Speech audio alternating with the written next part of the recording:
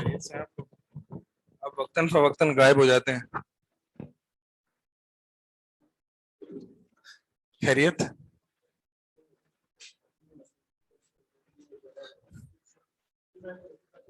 Online cover कर लेते हैं आप।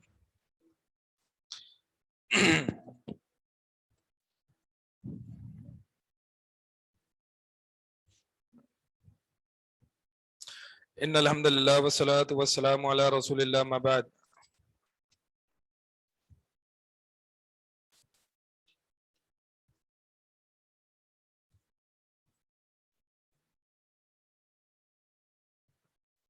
बाब खत्म हो गया था लास्ट। अगला बाब है बाब मिनश शिर्की अन यस्तगीस बिगैरिल्लाहि औ यदउ गैरहू। पिछला बाब इस्तिआज़ा के बारे में था, ये बाब इस्तिगासा के बारे में है। इस्तिआज़ा अल्लाह ताला से पनाह तलब करना, इस्तिगासा गैन के साथ शिद्दत तकलीफ और मुसीबत में अल्लाह ताला से मदद तलब करना, ये इस्तिगासा है। इस्तिआना ऐन के साथ, इय्याका नअबुदु व इय्याका नस्तईन, ऐन के साथ इस्तिआना आम हालात में मदद तलब करना। इस्तिगासा खास है, इस्तिआना आम है, दोनों में मदद तलब करने के माना है। इस्तिगासा शदीद मुसीबत में इंसान जब फंस जाता है तो उस सूरत में जो इंसान मदद तलब करता है उसको इस्तिगासा कहते हैं।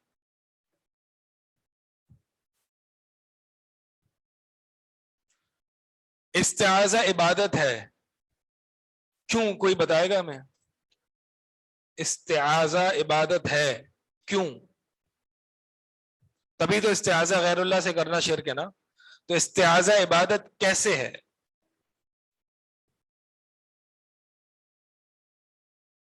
दुआ है।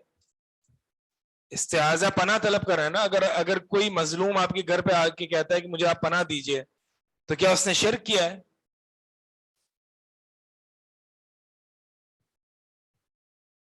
क्यों? उसने इस्तिआज़ा ही किया है ना, पनाह तलब की है आपसे। जी, तो इस्तिआज़ा पनाह तलब उन मामलात में जहां पर अल्लाह के अलावा किसी और को कुदरत हासिल नहीं है। इस्तिआज़ा वो होता है कि जहां पर गैबियात में या उन मामलात में जहां पर आम इंसान की कुदरत से बाहर हो, उन मामलात में मदद पनाह तलब करना, ये इस्तिआज़ा है। वरना इस्तिजारा है, हमने पढ़ा था। इस्तिजारा और इस्तिआज़ा, इसमें फर्क क्या है ये हमने पढ़ा था। एग्जाम में ऐसे ही सवाल आएंगे, ठीक है? एग्जाम में किताब से कम आता है और जो पढ़ाया जा रहा है उससे ज्यादा आता है।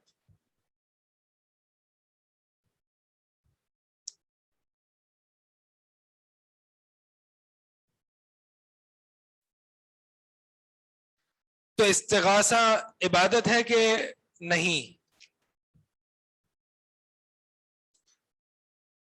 इस्तिगासा इबादत है। आप लोग सब सो रहे हैं लगता है, जवाब देना। इस्तिगासा इबादत है, क्यों? नहीं तो मदद तलब करना, अगर कोई 15 पे फोन करता है और कहता है कि मेरी मदद के लिए आ जाए, तो उसने इस्तिगासा किया है। इस्तिगासा किया है उसने। चोर आ गया शिद्दत हालत में, शिद्दत मुसीबत में, उसने पुलिस को फोन किया है, इस्तिगासा किया है उसने। तो फिर यहां पे ये शिर्क क्यों है, ये शिर्क क्यों नहीं है?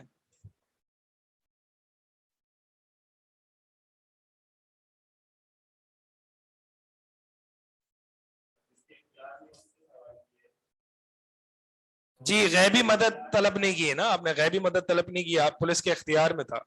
अगर आप मिसाल के तौर पर आप फंस जाएं बहुत और आप कहें कि मतलब एक कहत साली आ जाए और आप पुलिस को फोन करके कह रहे हैं कि बारिश नाजिल फरमा दें, ये इस्तिगासा है, ये शिर्क है, क्योंकि वो पुलिस की कुदरत में नहीं है।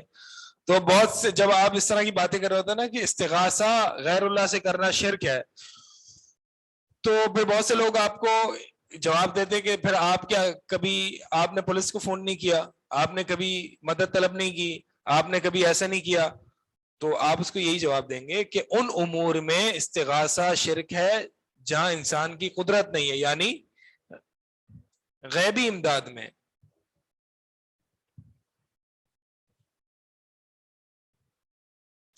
جی جواب دیا ایسے معاملات جس میں انسان بے اختیار ہو، وہاں پر استغاثہ کرنا شرک ہے. تو وہ کہتے ہیں پھر آگے سے مثال کے طور پر ایک آرگیومنٹ لے آتے ہیں کہ ہم جن اولیاء اللہ کو پکار رہے ہیں، آپ کہہ رہے ہیں نا وہ بے اختیار ہے، یعنی میں کہہ رہا ہوں نا کہ وہ بے اختیار ہیں، وہ تو نہیں مانتے، وہ تو کہتے ہیں با اختیار ہیں. اب کیا جواب دیں گے آپ؟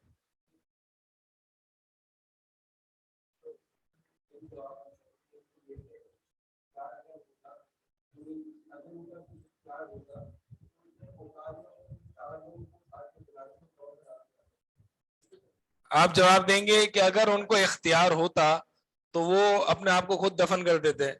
خود دفن کرنے کی بات ہی نہیں، وہ مرتے ہی نہیں. مر کے اپنے آپ کو خود دفن کرنا، یہ تو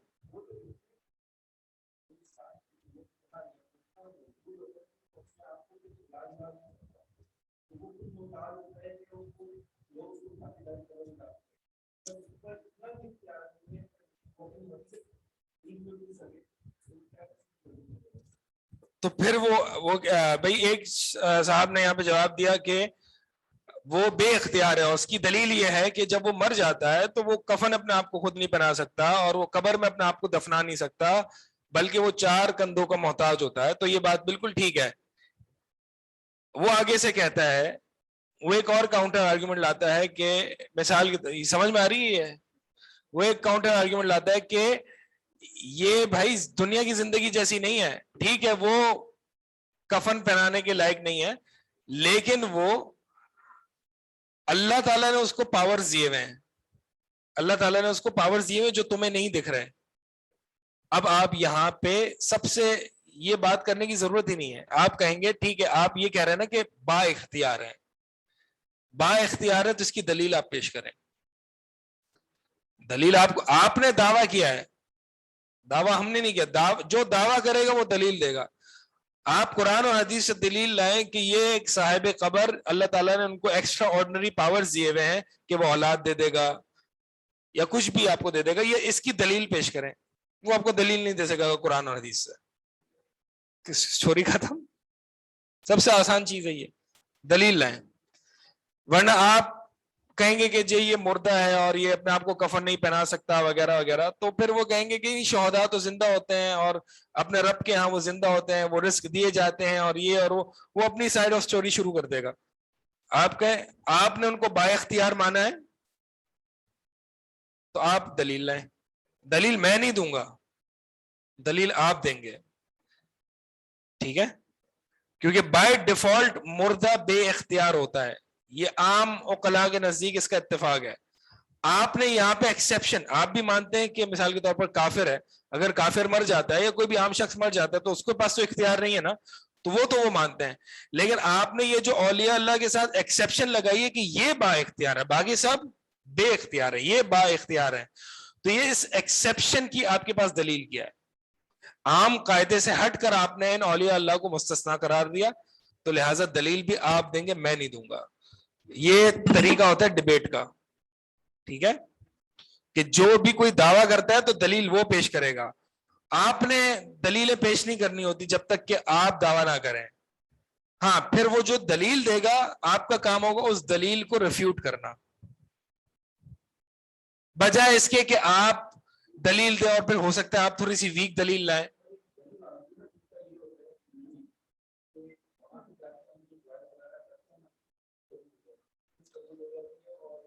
یہ ہم نے لاسٹ کلاس میں ہم نے تفصیل سے دیکھا تھا، اب لاسٹ کلاس کی جو ہے وہ ریکارڈنگ سن لیے گا، اس پہ اس آرگیومنٹ کو بھی ہم نے لیا تھا. تو بہرحال مقصد اس پورا ایک آرگیومنٹ کاؤنٹر اس ڈیبیٹ کا مقصد یہ ہے کہ مثال کے طور پر اس کا خلاصہ یہ ہے کہ ایک شخص ایک موحد نے کہا، موحد اور ایک مشرک، ٹھیک ہے میں یہاں پہ یہ 2 اصطلاحات لے رہا ہوں. موحد نے کہا، توحید پرست نے کہا کہ غیر اللہ سے استغاثہ کرنا شرک ہے. اس نے جواب دیا کہ تم نے کبھی کیا پولیس سے مدد حاصل نہیں کی، تو یہ بھی تم نے استغاثہ کیا، تو لہٰذا اپنے ہی قاعدے کے تحت تم مشرک ہو گئے. موحد نے جواب دیا کہ نہیں، استغاثہ ان امور میں شرک ہے جہاں پر انسان بے اختیار ہے، جہاں پہ وہ غیر اللہ جس سے استغاثہ کیا جا رہا ہے وہ بے اختیار ہے۔ اس نے جواب دیا کہ نہیں، یہ تو تم کہہ رہے ہو بے اختیار ہے، ہم تو کہتے ہیں کہ با اختیار ہے۔ تو ہم کہیں گے کہ دلیل، تم نے کسی شخص کو با اختیار بنایا، اس کی دلیل کیا ہے؟ اس کی دلیل قرآن و حدیث سے لائیں، اور قرآن و حدیث سے وہ کبھی بھی دلیل نہیں لا سکے گا۔ لہذا استغاثہ غیر اللہ سے کرنا شرک ہے، کیونکہ استغاثہ عبادہ ہے، استغاثہ دعا کی قسم ہے، دعا کہتے ہیں پکارنے کو، اور غیر اللہ کو پکارنا شرک ہے۔ الدعاء هو العبادہ، دعا جو ہے وہ عبادت ہے، نبی صلی اللہ علیہ وسلم کی حدیث۔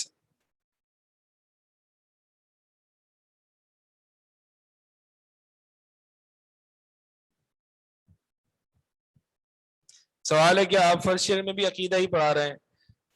نہیں، فرض شعر میں عقیدہ نہیں پڑھا رہا، میں قرآن پڑھا رہا ہوں۔ 2 سالوں میں صرف آپ کو مجھ سے ہی واسطہ پڑا عقیدہ پڑھنے کا۔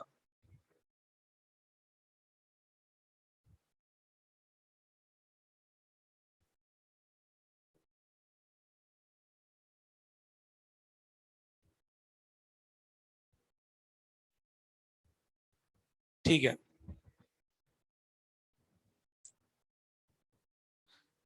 استعانہ، استجارہ، یہ کیا ہوتا ہے؟ استجارہ کیا ہوتا ہے؟ وہ لاسٹ کلاس کی ویڈیو جو ہے وہ ملاحظہ فرمائیں۔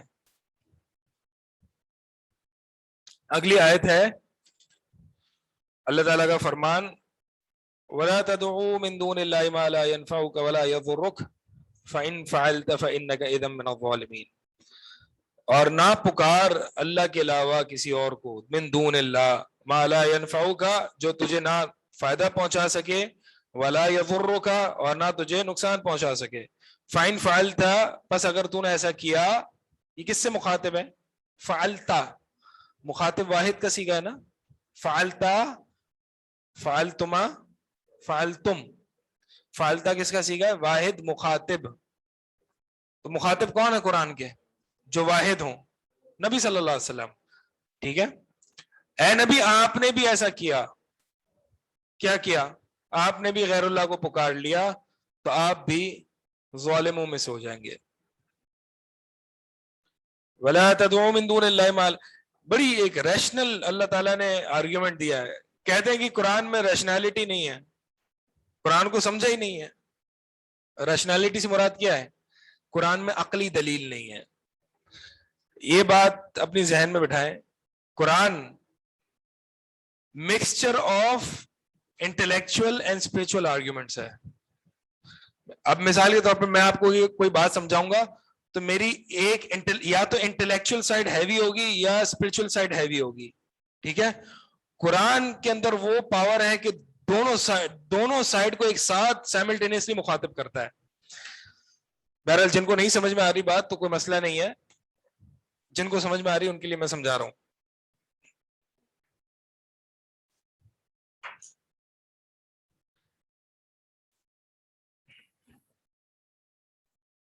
ایک ہوتی ہے نا عقلی چیز، فلسفہ کیا ہے؟ عقلی مار پٹائی ہے نا، فلسفہ یہی ہے، اس کو ہم اپنی زبان میں کہتے ہیں فلسفی، جو ہے وہ لاجک، عقل، یہ ساری چیزیں ہیں، ٹھیک ہے؟ یہ عقل ہے، ڈرائی ہارڈ کور عقل، ٹھیک ہے؟ یہ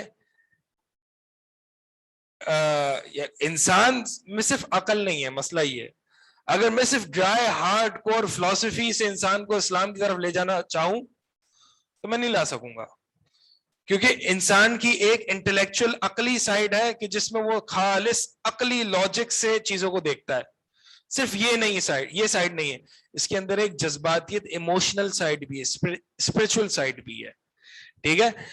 کہ جہاں پہ انسان، اس کو کہتے ہیں انٹویشن، فوراً سے اس کو جو ہے وہ لگتی ہے نا جو آیت، کبھی بھی عقلی دلیل آپ کو لگے گی نہیں، یعنی لگنے کا برا سمجھے نا، فیل نہیں ہوگی اندر سے، لیکن اللہ تعالیٰ نے قرآن کی اور دین اسلام کی حقانیت کو ایسے ثابت کیا ہے کہ انٹلیکچوئل سائڈ بھی فلفل ہوتی ہے اور اسپرچل سائڈ بھی فلفل ہوتی ہے، ٹھیک ہے؟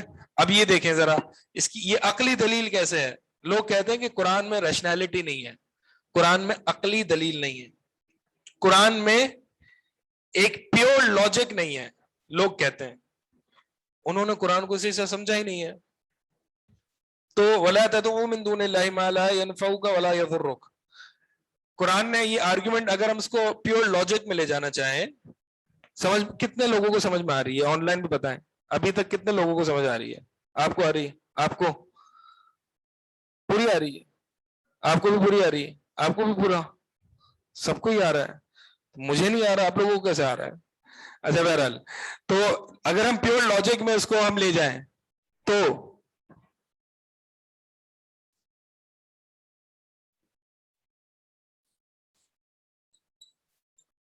پریمس 1 پریمس 2 اس کو اردو میں لکھتے ہیں کہ آپ لکھیں پریمس 1 یہ ہے کہ ہر وہ ذات جو نفع اور نقصان پہنچانے پر قادر نہیں ہے وہ معبود نہیں ہو سکتی. ہر وہ ذات جو نفع نقصان پہنچانے پر قادر نہیں ہے وہ معبود نہیں ہو سکتی. یہ غیر پریمس نمبر 2, یہ غیر اللہ جن کو تم پکارتے ہو یہ نفع نقصان کے مالک نہیں ہے. کنکلوژن, لہذا یہ معبود نہیں ہے. واپس سے یہ جو ہے اس کو کریٹیکل تھنکنگ میں لاجک میں جو ہے وہ آرگیومنٹ کہتے ہیں.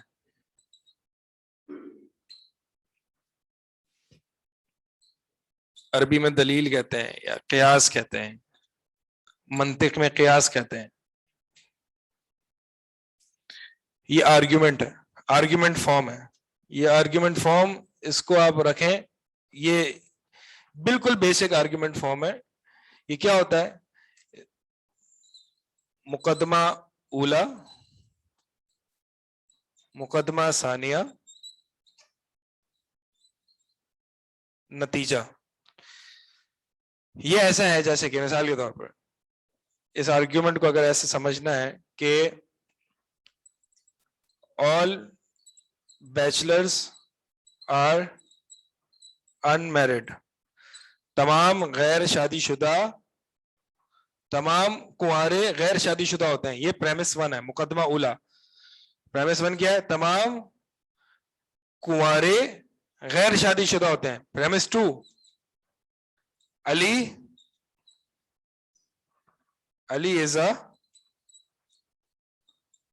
بیچلر, علی کنوارا ہے.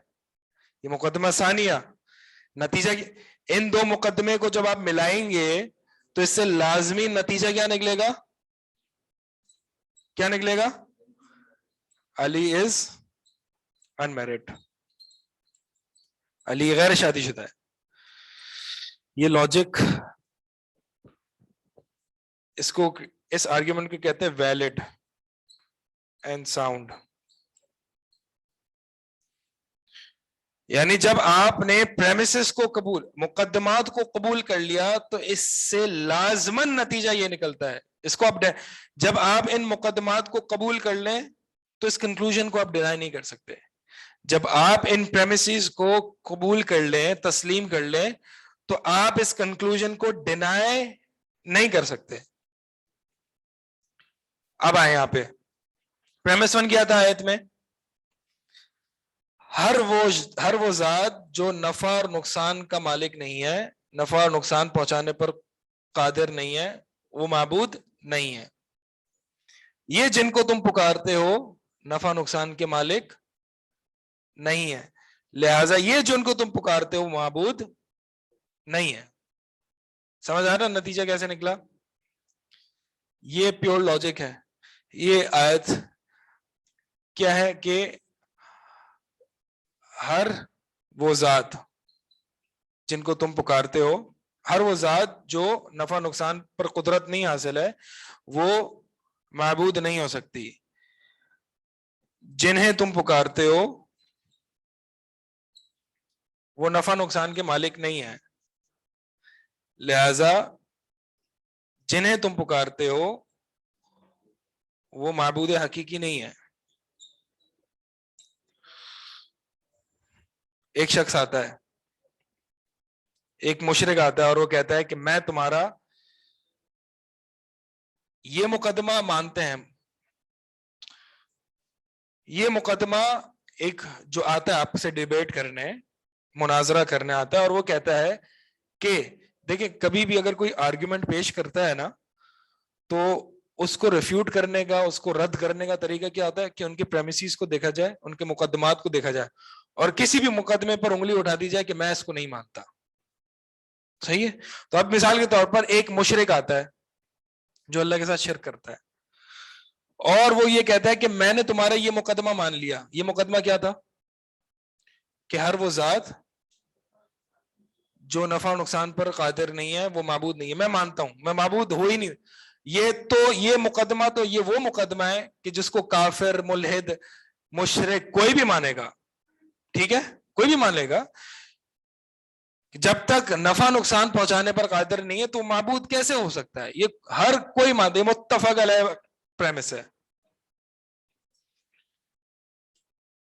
لیکن مشرک کہتا ہے کہ جنہیں تم پکار, مشرک کو یہاں پر جو ہے نا مسئلہ ہے اس مقدمے میں, کیا کہ جنہیں تم پکارتے ہو وہ نفع نقصان کے مالک نہیں ہے.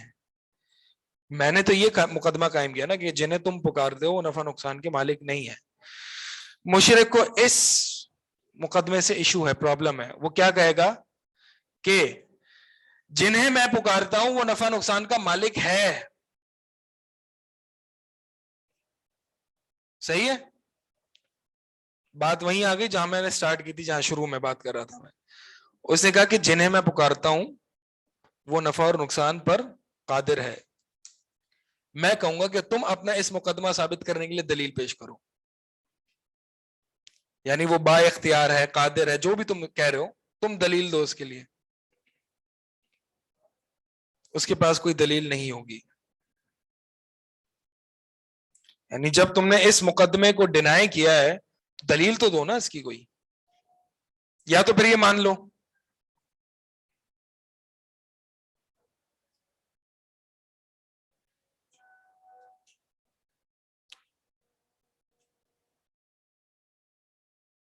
جب تم ان دونوں مقدمات کو مانتے ہو تو پھر نتیجہ لازمی ہے, نتیجہ ماننا پڑے گا.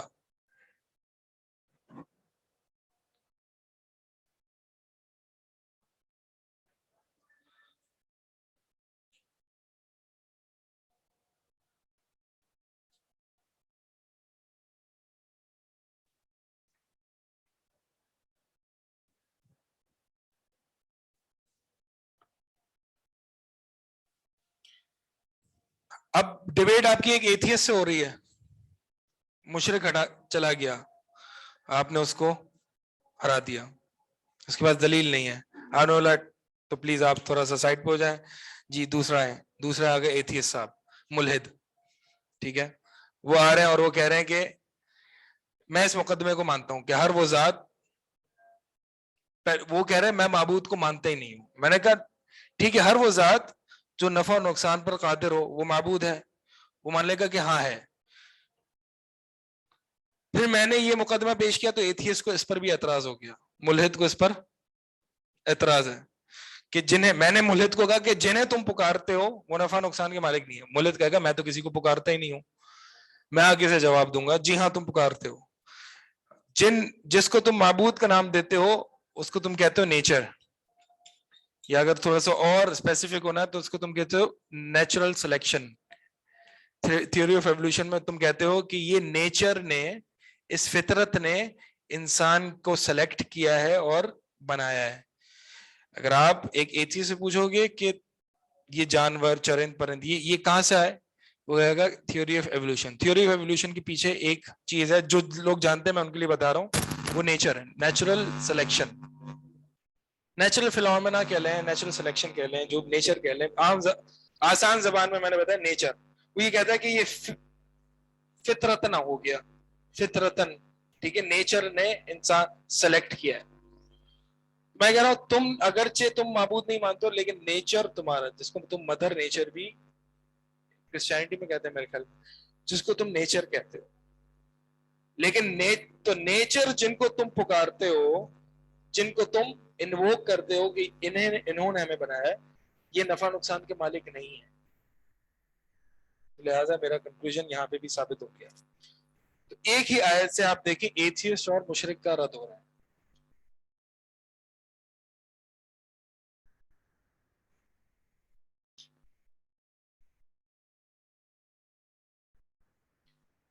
نیچرل سلیکشن ان کے یہاں یہی ہے نا کہ نیچر، فطرت، نیچر کو فطرت ہی کہتے ہیں اردو میں. نیچر یا فطرت جو ہے وہ پک اینڈ چوز کرتی ہے کہ کس نے رہنا ہے کس نے نہیں رہنا. یعنی یہ کمپٹیشن ہوتا ہے، ٹھیک ہے، اس میں جو سب سے زیادہ فٹ ہوگا وہ سروائیو کرے گا. تو نیچر یہ سلیکٹ کر رہی ہے کہ کس کو رہنے کا حق ہے کس کو رہنے کا حق نہیں ہے. اور نیچر اتنا پاورفل ہے کہ وہ بڑی فٹسٹ کو سروائیو کرنے کا موقع دے رہا ہے، اور اچھے سے اچھی مخلوق جو ہے وہ ڈیزائن میں پیدا ہو رہی ہے. تو تم صرف کہہ تو رہے ہو کہ تم معبود کو نہیں پکارتے، تمہارا کوئی معبود نہیں ہے، لیکن اصل میں کیا تمہارا معبود نیچر ہے، نیچرل سلیکشن. صحیح.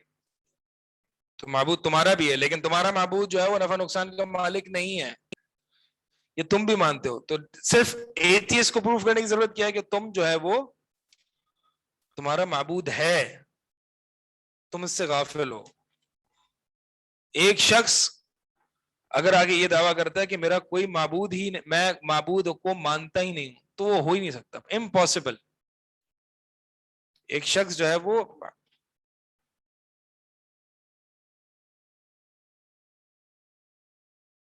پریمس 2 کی سمجھ آ گئی، لیکن اس مدعے سے کیسے آگے بڑھیں کہ وہ معبود کو مانتا ہے. تو پریمس 1 کیسے لگا ہوا؟ پریمس 1 ایک ملحد پر ایسا لگتا ہے نا کہ وہ یہ کہتا ہے کہ اول تو معبود ہے ہی نہیں. اگر تم مجھے ایسی ذات پروف کر دو جو نفع نقصان کا مالک ہے تو پھر میں اس معبود پر ایمان لے آؤں گا. ایتھیسٹ الٹا چلتا ہے، ٹھیک ہے. تو ہم نے یہی پروف کیا کہ تمہارا معبود ہے، تمہارا معبود ہے، لیکن جو تمہارا معبود ہے وہ نفع نقصان کا مالک نہیں ہے، اور جو میرا معبود ہے وہ نفع نقصان کا مالک ہے. تو لہذا تمہارا معبود باطل ہے، میرا معبود برحق ہے. میں اس کو تفصیل میں بعد میں ہم جب یہ پڑھیں گے تب جائیں گے. ابھی مقصد جو ہے وہ بتانے کا یہ تھا کہ اللہ تعالیٰ نے قرآن میں پیور لاجک دی ہے، اور لاجک بھی ایسے بلیغ اور فصیح انداز میں کہ انسان کا سر فوراً جھک جائے. فَإِنْ فَعَلْتَ فَإِنَّكَ إِذًا مِنَ الظَّالِمِينَ. تو اگر تُو نے ایسا کر لیا اے نبی صلی اللہ علیہ وسلم، آپ نے بھی ایسا کیا تو آپ بھی ظالموں میں سے. اس کا مطلب یہ ہوا کہ مشرک جو ہوتا ہے وہ ظالم ہوتا ہے. لہذا ہیومینٹی جو ہے وہ انسانیت دین پر مقدم نہیں ہے. جو دین ہے وہ با اخلاق ہے. اخلاق کے بغیر، دین کے بغیر اخلاق انسان کو ہو ہی نہیں سکتے. اس میں میرے خیال میں آپ سے پہلے بھی شاید گفتگو کر چکا ہوں، تو ہم آگے بڑھتے ہیں.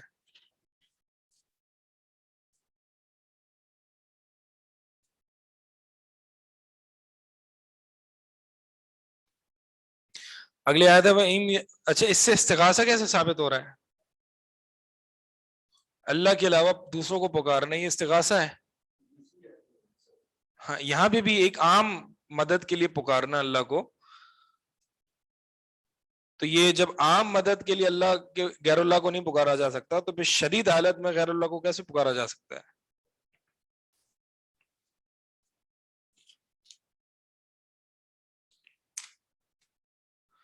وَإِن يَمْسَسْكَ اللَّهُ بِضُرٍّ فَلَا كَاشِفَ لَهُ إِلَّا هُوَ. اگلی آیت ہے وَإِن يَمْسَسْكَ اللَّهُ بِضُرٍّ، اور اللہ تعالیٰ تمہیں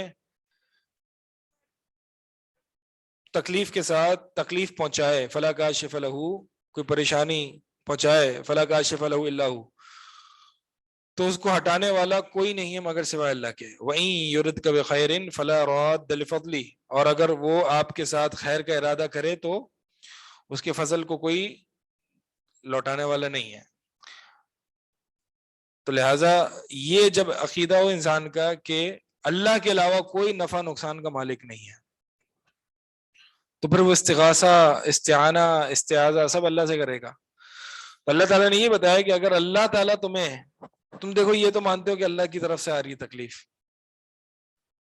اللہ ہی کی طرف سے خیر آتی ہے، جب تم یہ مانتے ہو تو پھر یہ بھی مانو نا کہ اللہ کے علاوہ کون ہے جو ہٹا سکتا ہے اس کو.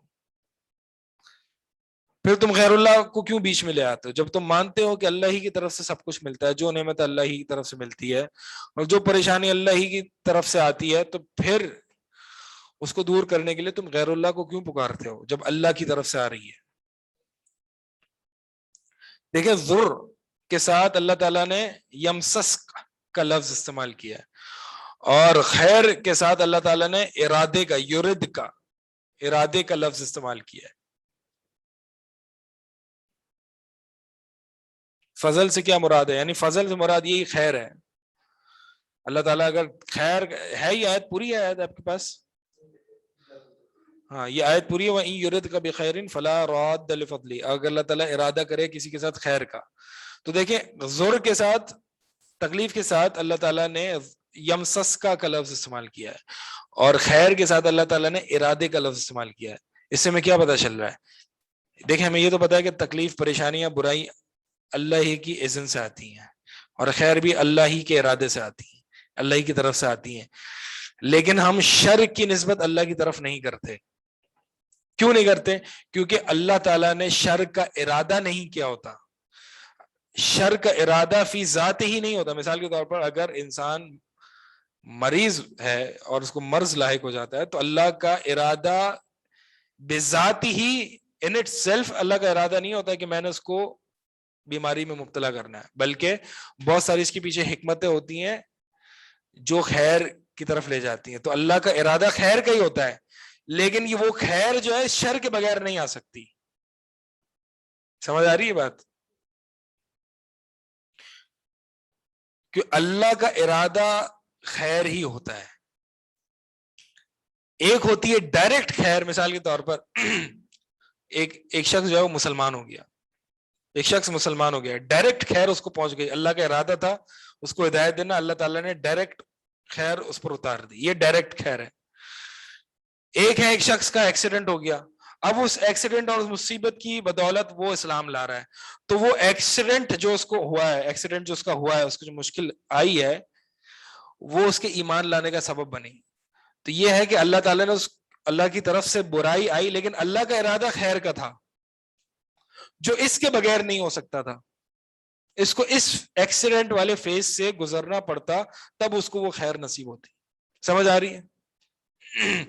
تو اس لیے اللہ تعالیٰ نے یہاں ضر کے ساتھ ارادے کا لفظ استعمال نہیں فرمایا، بلکہ یمسس کا، یمسس مس کہتے ہیں چھونا، اور خیر کے ساتھ ارادے کا لفظ استعمال فرمایا، کیونکہ اللہ کے ارادے یا تو فی ذات ہی خیر ہوتے ہیں، یا تو پھر وہ خیر کی طرف لے جانے والے ہوتے ہیں. تو اس کا مطلب کیا ہوا کہ اللہ کے تمام ارادے خیر پر ہی ہوتے ہیں. کچھ ڈائریکٹلی خیر پر ہوتے ہیں اور کچھ انڈائریکٹلی خیر کی طرف لے جاتے ہیں.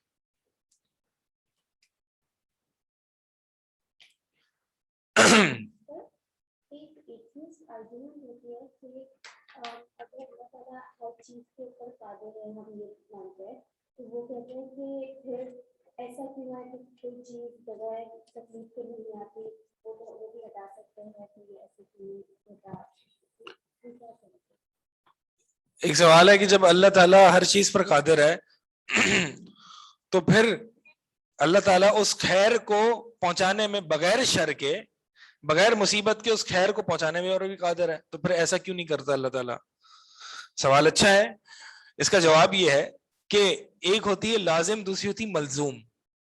ایک ہوتی ہے لازم، دوسری ہوتی ہے چیز ملزوم، جن کا آپس میں رشتہ بڑا گہرا ہوتا ہے. ٹھیک ہے؟ اب اللہ تعالیٰ چاہتا تو اس کو اسلام کی دولت سے نواز دیتا بغیر اس کو مصیبت میں ڈالے ہوئے، لیکن یہ ریلیشن شپ جو تھا کہ اس ایکسیڈنٹ سے، اس مصیبت سے اس کو اسلام کی نعمت ملے گی، یہ اس کے بغیر ہو ہی نہیں سکتا تھا. اگر اللہ چاہتا تو کر سکتا تھا. مثال کے طور پر آپ ایسے سمجھیں کہ اللہ تعالیٰ نے دنیا میں ہر چیز کو اسباب سے جوڑا ہے. اسباب کے ساتھ جوڑا ہے. ٹھیک ہے, اگر ایک اللہ تعالیٰ چاہتا تو بغیر شادی ہوئے فلاں شخص کو کی اولاد ہو جاتی, لیکن اللہ تعالیٰ نے سبب کے ساتھ جوڑا ہے, اس کے بغیر یہ ہو ہی نہیں سکتا. اور اس کے لیے دیکھیں اس کے بندے کے لیے فائدہ ہے. اب بندے کو جو مصیبت میں جو کیفیت طاری ہوگی وہ مصیبت کے بغیر کیفیت طاری ہوگی نہیں ہوگی. چلو ٹھیک ہے, آپ مان لیتے ہیں کہ اللہ تعالیٰ اس کو ہدایت دے دیتا ہے, لیکن مصیبت میں جو کیفیت ہوتی ہے بندے کی, اور مصیبت میں جس بندے کو اپنی اوقات یاد آتی ہے, تو وہ اوقات یاد کرائے بغیر ہی وہ خیر کی طرف پہنچ جائے, تو وہ والی خیر نہیں آئے گی جب اس کو اس صورت میں آئے گی کہ جب وہ مصیبت سے گزرے. سمجھ رہے ہیں؟ تو یہ ایک یعنی ایک پیوریفائی کرنے کا طریقہ ہے انسان کو. واپس سے سمجھا دیتا ہوں کہ اللہ تعالیٰ نے ایک جواب یہ ہے کہ اللہ تعالیٰ نے کچھ چیزوں کو اسباب کے ساتھ جوڑا ہے, جیسے کہ رزق کو اسباب کے ساتھ جوڑا ہے کہ اگر تم وسائل اختیار کرو گے تو تمہیں رزق ملے گا. اللہ تعالیٰ چاہتا تو تمہیں ویسے ہی رزق دے دیتا, تو اللہ تعالیٰ چاہتا تو تمہیں ویسے ہی جنت میں داخل کر دیتا. اللہ تعالیٰ دنیا میں نہ, اللہ تعالیٰ چاہتا تو تمہیں ویسی جنت میں بھی نہ داخل کرتا اور جنت والی لذتیں دے دیتا. تو یہ سب کچھ تو ہو سکتا تھا, لیکن اس کے پیچھے بڑی حکمت ہے. ایسے تو نہیں ہے نا, پھر یہ تو اتنا اگر یہ مینٹالٹی اور یہ لاجک استعمال کرتے ہوئے چلیں گے تو پھر تو اتنا شارٹ کٹ میں پھر اللہ تعالیٰ تمہیں پیدا ہی نہ کرتا, پھر تم ہوتے ہی نہ, مطلب تم بھی پھر کیوں پیدا ہوئے ہو. مطلب یہاں تک انسان جا سکتا ہے اگر اس سوچ کو اور اس پرنسپل کو لے کے چلے گا. پھر تمہیں پیدا ہونے کی ضرورت کیا ہے؟ نہ تم پیدا ہوتے, نہ تمہیں تکلیف میں پہنچنے کی ضرورت ہوتی, نہ تمہیں ہدایت کی طرف کوشش کرنے کی. تم کیوں پیدا ہوئے؟ اللہ تعالیٰ نے پیدا کیا ہے ہمیں رحمتن, رحمت کے لیے. اللہ تعالیٰ کے اس کے پیچھے اللہ تعالیٰ ایسا نہیں ہے کہ ہمیں پیدا کر کے وہ امیر ہو گیا یا غنی ہو گیا, نہیں. اللہ تعالیٰ پہلے بھی غنی تھا اور اب بھی غنی ہے. اگر وہ تمام مخلوق کو ایک وقت میں مخلوق تمام کے تمام سوال کریں اللہ تعالیٰ سے, اور اللہ تعالیٰ سب کو ان کی مراد کے مطابق دے دے, اللہ تعالیٰ کی ملکیت میں کچھ بھی کمی نہیں ہوگی. اللہ تعالیٰ اتنا غنی ذات ہے. تو اللہ تعالیٰ نے یہ بہت ساری حکمتوں کے تحت ہمیں پیدا کیا تاکہ ہم انسانوں پر ہمیں ایک شعور دیا, ہمیں ایک پلیجر اور مصیبت کا ایک سینس دیا, اور ہمیں ایک لذتیں اٹھانے کا ایک سینس دیا, تاکہ ہم اچھے کام کر کے جنت میں داخل ہو کے ہم خود اپنے آپ کو لذت پہنچا سکیں اور اپنے آپ کو پلیجر دے سکیں. یہ ہم پر رحمت ہے. لیکن اگر جنہوں نے نہیں کیا, اللہ تعالیٰ صحیح کام نہیں کیے اور پھر وہ جہنم میں گئے, تو وہ اپنے کرتوتوں کی بنیاد پر ہی گئے. تو اللہ تعالیٰ نے ایک پورا ریلیشن شپ رکھا ہے, یہ کازل ریلیشن شپ ہے, یہ اسباب کو مسبب کے ساتھ جوڑا ہے, اس کی حکمتیں ہیں. ٹھیک ہے, تو اگر آپ یہی مینٹالٹی کے ساتھ چلیں گے تو آپ سارے اسباب کو اڑاتے جائیں گے, اور پھر آخر نتیجہ یہ نکلے گا پھر ہم ہی کیوں پیدا ہوئے. صحیح سمجھ میں آ رہی ہے؟ تو یہ تو پھر مطلب یہ تو پھر نہ ہونے والی بات ہوئی نا. یہ تو ایسی فضول کی, اس کو کہتے ہیں سفسطہ, اس کو عربی میں کہتے ہیں سفسطہ. فضول کی جو ہے نا, وہ اس میں کوئی جو ہے وہ کوئی سر پیر نہیں ہوتا اس کا. اور دوسرا یہ ہے کہ دوسرا میں نے آپ کو جواب یہ بتایا کہ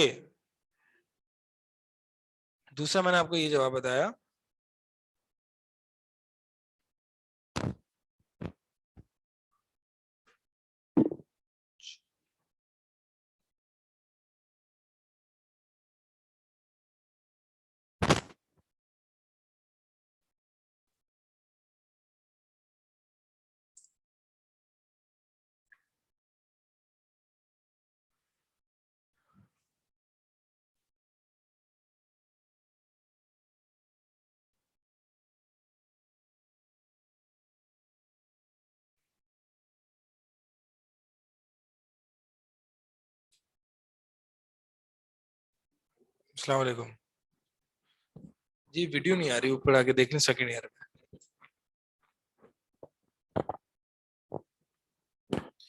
جی میں دوسرا یہ بتا رہا تھا آپ لوگوں کو کہ دوسرا اس کا جواب یہ ہے کہ انسان اگر ایک مصیبت کے فیز سے, جو ہم مثال ذکر کر رہے تھے, اگر انسان مصیبت کے فیز سے گزر کر ایمان نہیں لاتا تو وہ مصیبت میں جو فیلنگز آئے گی انسان کو, اور جو مصیبت میں جو اپنا ضعف اور اپنی کمزوری کا احساس ہوگا اور اپنی اوقات کا احساس ہوگا, تو وہ بغیر مصیبت کے نہیں ہو سکتا. تو اس کے لیے مصیبت کا ہونا لازمی ہے, اس کے لیے تکلیفوں کا ہونا لازمی ہے. نہیں ہو رہی یہ کیمرہ ڈیٹیکٹ نہیں کر رہا.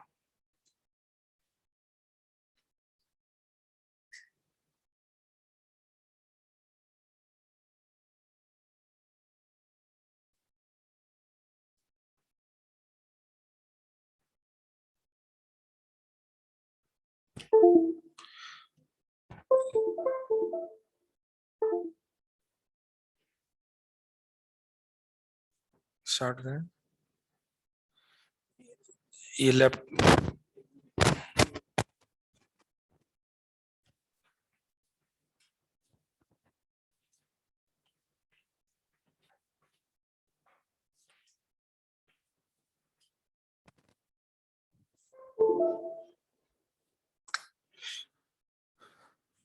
لیپ ٹاپ کا کیمرہ کیسے اسٹارٹ ہوتا ہے پتا ہے؟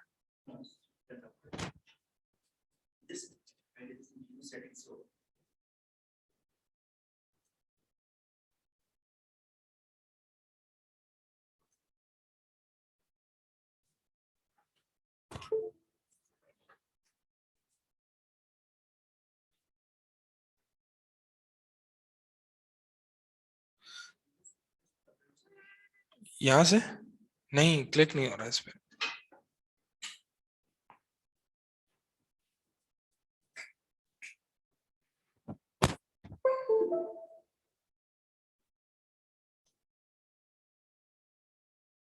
ٹھیک ہے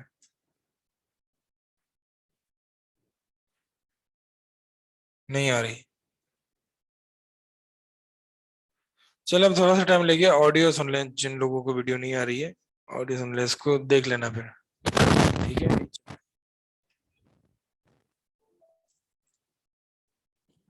آواز صحیح آ رہی ہے نا آن لائن اسٹوڈنٹس کو؟ آڈیو میں ہی پڑھ لیتے ہیں.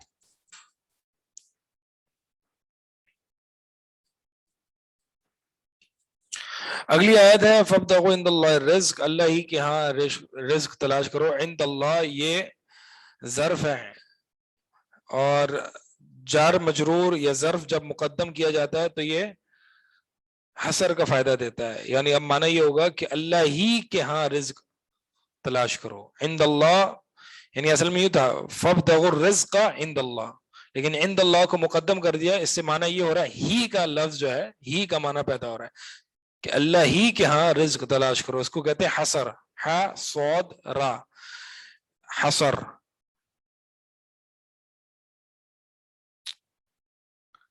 تو اس باب کی مناسبت, اس آیت کی باب سے مناسبت یہ کہ اکثر استغاثہ جو ہے وہ رزق کے معاملات میں ہوا کرتا ہے, لہٰذا جو ہے وہ یہاں پہ یہی بتایا گیا کہ اللہ ہی سے اپنا رزق طلب کیا کرو. اگلی آیت ہے ومن اضل ممن يدعو من دون الله من لا يستجيب له الى يوم القيامه. اس سے گمراہ کون, اس شخص سے گمراہ ترین انسان کون ہو سکتا ہے جو ممن, جو شخص اللہ غیر اللہ, اللہ کے علاوہ دوسروں کو پکارتا ہے, اس کو جو نہیں جواب دے سکتا اس کو قیامت تک اس کو جواب نہیں دے سکتا. اچھا یہ من, یہ دیکھیں من استفہامیہ پڑھا آپ نے, ایک ہوتا ہے حرف استفہام جو کہ حمزہ ہے, انت فی الدار انت فی البیت, کیا تم گھر میں ہو, یہ حمزہ استفہامیہ ہے, استفہام کے لیے آتا ہے, حرف استفہام ہے. اسی طرح یہ من جو ہے یہ بھی استفہام کے لیے ہے. من ربک, تمہارا رب کون ہے, سوال کے لیے آتا ہے نا, استفہام یعنی سوال کے لیے. تو اب یہاں پہ مراد سوال نہیں کرنا ہے, مراد سوال نہیں ہے, یعنی یہاں پہ یہ کہا گیا کہ من اضل, کون ہے گمراہ ترین اس سے جو غیر اللہ کو پکارتا ہے, اس سے بڑھ کر گمراہ کون ہے. تو مراد سوال نہیں ہے, مراد انکار ہے. اس کو کہتے ہیں استفہام انکاری, استفہام انکاری. اور جو واقعی سوال کے لیے استفہام کیا جاتا ہے اس کو کہتے ہیں استفہام طلبی, استفہام طلب کے لیے, وہ واقعی اس میں کوشچن ہوتا ہے. لیکن اگر انکار مقصد ہو تو اس کو کہتے ہیں استفہام انکاری. اچھا تو پھر استفہام انکاری لانے کا فائدہ کیا ہوتا ہے؟ یوں کہہ سکتے تھے کہ اس سے بڑھ کر کوئی گمراہ نہیں ہے جو خیر اللہ کو پکارتا ہے, जो उसको कयामत तक जवाब नहीं दे सकता, यानी ये खबर के फॉर्म में ले आते हैं। इस्तिफहाम के फॉर्म में क्यों लाए? आपने क्या बताया? चैलेंज है जी। दो चीजें होती हैं इस्तिफहाम इनकारी में, एक इनकार, दूसरा चैलेंज। कौन है इससे बढ़कर गुमराह? चैलेंज भी है, मुझे बताओ इससे बढ़कर अगर कोई गुमराह तो ले आओ उसको, चैलेंज है। इस्तिफहाम इनकारी में चैलेंज होता है।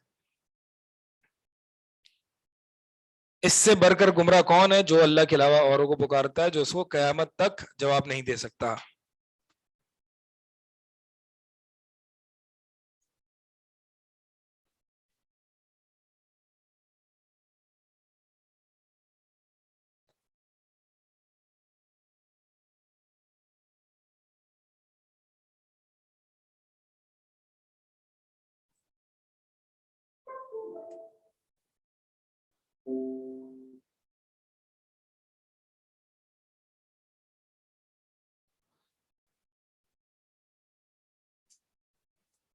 ठीक है। अच्छा यहाँ पे देखें, वमन अज़ल्लु मिम्मन यदउ मिन दूनिल्लाहि, मन, मन इसको अंडरलाइन करें, मन को अंडरलाइन करें। अब जो गैर अल्लाह को पुकारते हैं और कहते हैं कि हम शिरक नहीं कर रहे, वो ये कहते हैं, उनका एक आर्ग्यूमेंट ये है कि जहां कहीं कुरान में गैर अल्लाह के पुकारने का जिक्र है, जहां कहीं कुरान में गैर अल्लाह के पुकारने का जिक्र है या दून अल्लाह का जिक्र है, उससे मुराद बुत है। सुनिए आर्ग्यूमेंट, ये एक आर्ग्यूमेंट है कि जहां दून अल्लाह या गैर अल्लाह कुरान में आया कि गैर अल्लाह को ना पुकारो या अल्लाह के अलावा किसी और को ना पुकारो, दून अल्लाह से मुराद बुत है, तो बुत को पुकारना मना है, औलिया अल्लाह को पुकारना या अंबिया को पुकारना मना नहीं है। दून अल्लाह से मुराद क्या है? बुत। और वो ये कहते हैं, इसकी दलील क्या है? दलील यह है कि मुशरिकीन मक्का बुतों को पुकारते थे। ये एक आर्ग्यूमेंट आता है। अब इसका जवाब इस मन में, इस मन में कैसे? नहीं, मन में।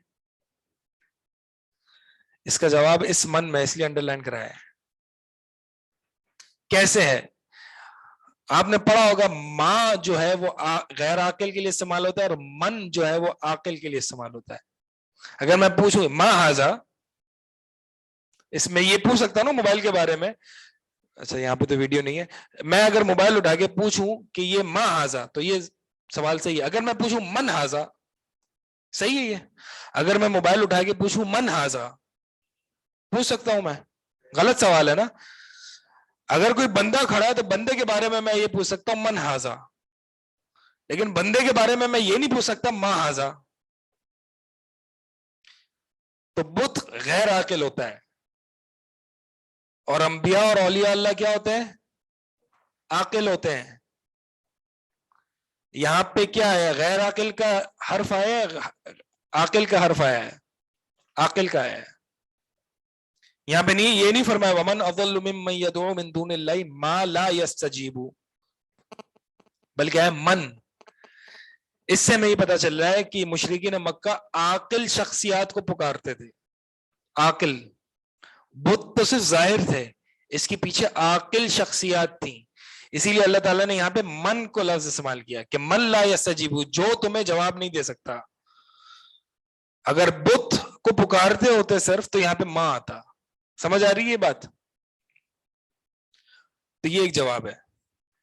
और दूसरा जवाब कुरान की इस आयत में भी है, इन्नल्लज़ीना तदऊना मिन दूनिल्लाहि इबादुन अमसालुकुम अमसालुकुम, बेशक तुम गैरुल्लाह के अल्लाह के अलावा जिन लोगों को पुकारते हो, इबादुन अमसालुकुम, तुम्हारी तरह के बंदे हैं।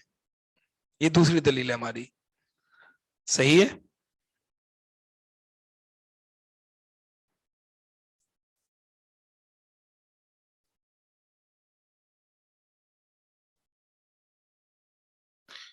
सवाल है कि अंडरलाइन किस मन को करना है।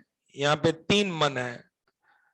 पहला मन जो है वो इस्तिफाम का है, दूसरा जो है मिम मन, ये उस गुमराह शख्स के बारे में जो पुकार रहा है, और तीसरा मन जो है वो जिसको पुकारा जा रहा है उसके बारे में है। वमन कौन है वो, इससे बढ़कर गुमराह कौन है, मिमन उस शख्स से, किस शख्स से, जो अल्लाह के अलावा दूसरों को पुकारता है, मन उसको पुकारता है जो, ये मन है उसको पुकारता है जो उसको कयामत तक जवाब नहीं दे सकता। यहां से उनका बेइख्तियार होना साबित हो गया कि वो जवाब नहीं दे सकते कयामत तक।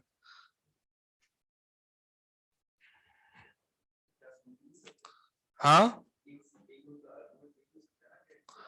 एक आर्गुमेंट का सवाल आ रहा है कि आर्गुमेंट का ये भी हो सकता है कि जवाब नहीं दे सकते तो क्या सुन भी नहीं सकते? तो फिर आप बड़े बेवकूफ है, अगर वो जवाब नहीं दे सकते तो फिर उनको क्यों इतनी मेहनत करके पुकार रहे हैं? सिर्फ सुन सकते हैं तो फिर क्यों पुकार रहे हैं? सही है, एक बच्चा है वो सुन सकता है लेकिन जवाब नहीं दे सकता, आप उससे क्या उसको अपनी कहानियां सुनाते रहेंगे? उससे मदद मांगेंगे? नहीं मांगेंगे। हाँ,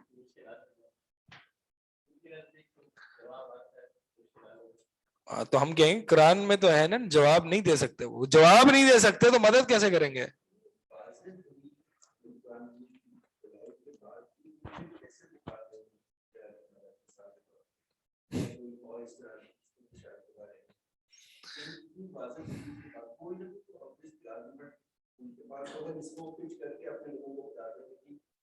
यही मैंने आपको बताया ना, ये दून अल्लाह से मुराद ये और इस तरह की बातें करते हैं। ये तो अगर एक मुवाहिद होगा,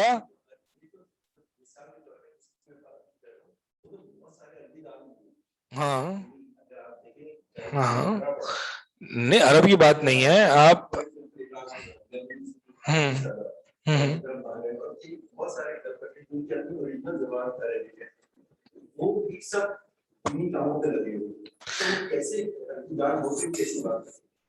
ये कैसे हो सकता है? हाँ,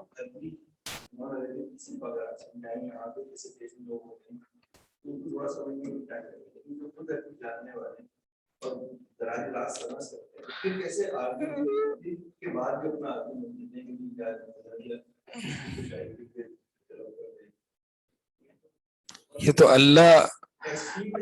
अल्लाह के फैसले हैं कि इतनी वाज़े आयत के मुताबिक के बावजूद ये कैसे हो जाते हैं गुमराह। ये अल्लाह के फैसले हैं, अल्लाह की हिकमतें हैं। वलौ अलिम अल्लाहु फीहिम खैरा लअस्माअहुम, अगर अल्लाह ताला इनमें कोई खैर पाता तो उनको हिदायत दे देता। अल्लाह ताला ने अपना कायदा बता दिया। ये अल्लाह के फैसले, हमें नहीं पता इसके पीछे क्या हिकमतें होती हैं। बड़े बड़े अरबी समझने वालों को भी ये चीजें समझ नहीं आती हैं, या उसमें कोई ना कोई तावील निकाल लेते हैं, या कोई ना कोई कुछ अपनी दलील या मनगढ़ंत रिवायतें निकाल लेते हैं। निकालने वाले तो फिर कुछ भी निकाल लेता है। मकसद ये है कि इतनी वाज़े आयत है, कोई इसमें वो है ही नहीं। हमें एक शैतान इस तरफ से भी आता है कि फिर ये कैसे, क्या इनको अरबी नहीं आती? क्या आती है इनको अरबी? ये जो काफिर साइंटिस्ट, इतने बड़े बड़े साइंटिस्ट हैं, ये भी तक खुदा अल्लाह तक नहीं पहुंच सके। ऐसे अल्लाह के फैसले हैं, हमारी हिकमत है, हमारी अक्लें वहां काम नहीं करती कि ये इतना इंटेलिजेंट बंदा है, इसको हिदायत क्यों नहीं मिली। ये अल्लाह के फैसले हैं, इस पर हम कुछ नहीं कह सकते। हमें क्या, हमारे करने का काम ये है कि हमें जो हक वाज़े है अल्हम्दुलिल्लाह हमें इसको समझना है। तो बहरहाल ये दो जवाब थे। दो जवाब कौन से? एक ये मन आकिल का आया है कि वो जवाब नहीं दे सकता, अगर बुत होता तो माँ गैर आकिल के लिए आता, वो आता। और दूसरा ये कि इबादुन अमसालुकुम, ये कुरान की दूसरी आयत है, कुरान की एक आयत है, इसमें इबादुन का लफ्ज वाज़े है कि दून अल्लाह से मुराद इबादुन तुम्हारी तरह के बंदे हैं।